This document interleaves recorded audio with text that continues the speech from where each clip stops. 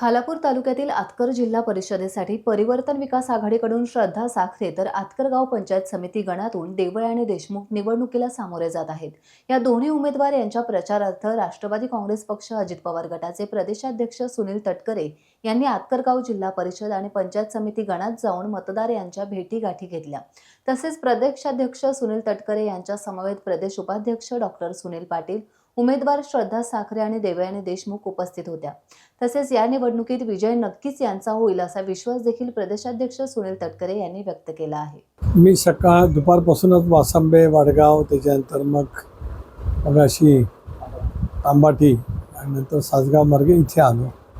प्रचंड असा उत्साहाचं वातावरण राष्ट्रवादी काँग्रेस पक्ष आणि उद्धव बाळासाहेब ठाकरे या दोन्ही पक्षांनी जी आघाडी केलेली आहे ते खालापूर तालुक्यामध्ये पाहायला मिळत आहे। मला विश्वास आहे की मागच्या वेळेसारखंच खालापूर तालुक्यामध्ये आघाडीला अभूतपूर्व यश 100% त्या ठिकाणी मिळेल। एक असं आहे की नगरपालिकेच्या निवडणुकीचं परिमाण वेगळं असतं, जिल्हा परिषद पंचायत समिती निवडणुकीचं परिमाण वेगळं राहतं। खरं आहे की महायुती म्हणून राज्याच्या सरकारमध्ये राष्ट्रवादी काँग्रेस पक्ष एक महत्त्वाचा घटक पक्ष आहे, परंतु आपण राज्यभरामध्ये पाहिलं मधल्या कालावधीमध्ये नगरपालिका, नगरपंचायती, महानगरपालिकेच्या निवडणुका झाल्या त्यावेळेला तिन्ही प्रमुख पक्ष, भारतीय जनता पक्ष असेल, राष्ट्रवादी असेल, शिवसेना असेल, हे फार कमी ठिकाणी एकत्रित लढले।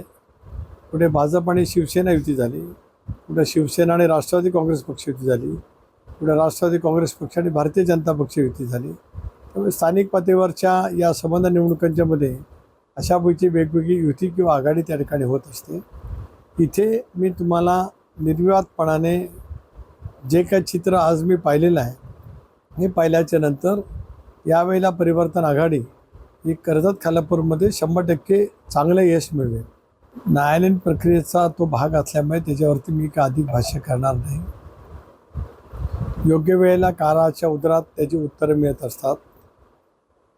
पक्ष म्हणून, राष्ट्रवादी काँग्रेस पक्ष म्हणून ज्या निर्धाराने पक्षाच्या वाढीसाठी सुधाकर खारे यांनी काम केले, जनमानसामध्ये त्यांनी त्यांची प्रतिभा कष्टाने, मेहनतीने प्रतिकूल परिस्थितीमध्ये उभी केलेली आहे।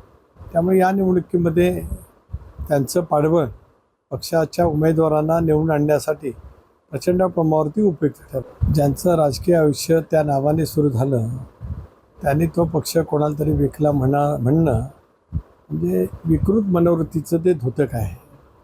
आणि अनेकांची मनोवृत्ती अशीच असते की आपण काय पद्धतीने काम करत असतो, कशा पद्धतीने पोचत गेलो, कुठल्या स्तरावरती, त्याचा विसर पडत खूपमंडळ प्रवृत्तीने काही मंडळी आपले राजकीय विचार मांडत असतात। मला असं वाटतं याच्यापेक्षा दुसऱ्या प्रवृत्तीचे ते विचार आहेत असं मी मानत नाही।